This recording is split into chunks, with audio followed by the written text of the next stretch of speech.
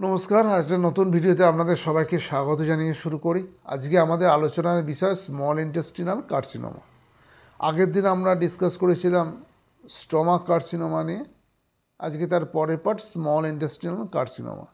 Actually small intestine কী duodenum, jejunum এবং ileum, এই তিনটে পার্টকে একত্রে স্মল ইন্টেস্টিন বলে। এই তিনটে পার্টে যদি কোনো অংশে কার্সিনোমা হয় তখনই তাকে বলা হয় small intestinal carcinoma. Small intestinal carcinoma 6 রকম। আমি এই এর টাইপ বা রকমের মধ্যে যাচ্ছি না, তাহলে ভিডিওটা অনেক ডিটেলসে হয়ে যাবে। তো আমি জাস্ট এটাকে বলে রাখলাম যে এটা 6 রকম। এবার স্মল ইন্টেস্টিনাল কার্সিনোমার কী কী সাইন সিমটম দেখা যায়। স্মল ইন্টেস্টিনাল কার্সিনোমায় সাধারণত যেটা হয় সেটা হচ্ছে লুজ মোশন বা কনস্টিপেশন হতে পারে, তার সঙ্গে নোসিয়া বা ভমিটিং থাকতে পারে, পেন অ্যাবডোমেন থাকতে পারে এবং ইন্টেস্টিনাল অবস্ট্রাকশন থাকে। এবার কী কী টেস্ট আছে, যে টেস্টগুলো করলে আমরা স্মল ইন্টেস্টিন কার্সিনোমা কনফার্ম হতে পারি। স্মল ইন্টেস্টিনাল কার্সিনোমার জন্যে যে টেস্টগুলো করা হয় সে টেস্টগুলো হচ্ছে যে আলট্রাসোনোগ্রাফি করাতে পারি, এন্ডোস্কোপি করাতে পারি, CT scan of the abdomen করাতে পারি, বায়োপসি করাতে পারি এবং ব্লাড টেস্ট করানো হতে পারে। এইগুলোর মাধ্যমে আমরা স্মল ইন্টেস্টিন সাধারণত কনফার্ম করা হয়।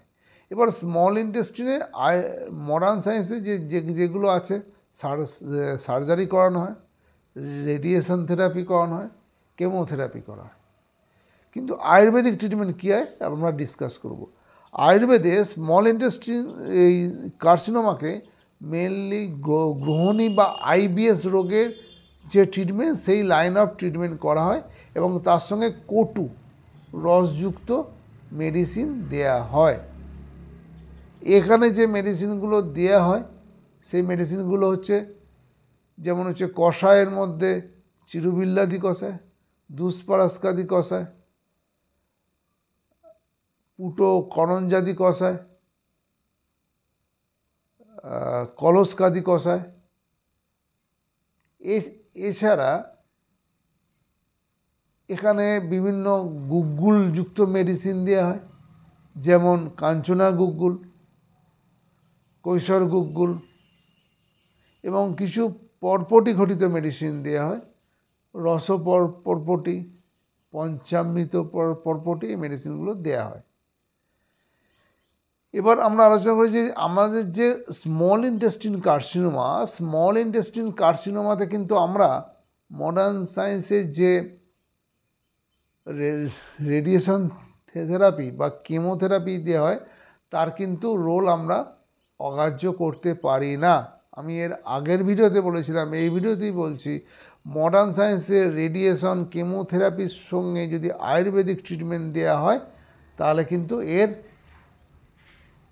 প্রগনোসিসটা অনেক ভালো। এবার একটা কোশ্চেন যে আমি কেন মডার্ন সায়েন্সের যে ট্রিটমেন্ট চলছে তার সঙ্গে আয়ুর্বেদিক ট্রিটমেন্ট কেন অ্যাড করব। মেনলি 3টে কারণে এটা ইন্টিগ্রেটেড ট্রিটমেন্ট বা মডার্ন সায়েন্স এবং আয়ুর্বেদের সায়েন্সের আয়ুর্বেদার ট্রিটমেন্ট যদি একসঙ্গে করা হয় তাহলে এর কাজটা ভালো হয়। প্রথম হচ্ছে এতে কি হয়, এতে রোগের যে সিভিয়ারিটি আছে সেই সিভিয়ারিটিটা কমে। নাম্বার 2 হচ্ছে পেশেন্টের লাইফস্টাইলটা অনেকটা ইমপ্রুভমেন্ট হয়। নাম্বার 3 রেকারেন্স রেট কমে। তাহলে যারা স্মল ইন্টেস্টিন কার্সিনোমাতে ভুগছেন তারা যদি ভিডিওটা দেখেন, আমি তাদের ঘরে রিকোয়েস্ট করব তারা অ্যালোপ্যাথি মেডিসিনের বা অ্যালোপ্যাথি ট্রিটমেন্টের সঙ্গে সঙ্গে যদি আয়ুর্বেদিক ট্রিটমেন্টের সঙ্গে রাখেন সেক্ষেত্রে কিন্তু তারা অনেকটাই কার্যকারী ফল পাবেন। আশা করি ভিডিওটা আপনাদের ভালো লাগবে। ভিডিও যদি ভালো লাগে তাহলে আপনাদের রিকোয়েস্ট করব ভিডিওটা লাইক এবং শেয়ার করতে, আমার চ্যানেলটি সাবস্ক্রাইব করতে। নমস্কার।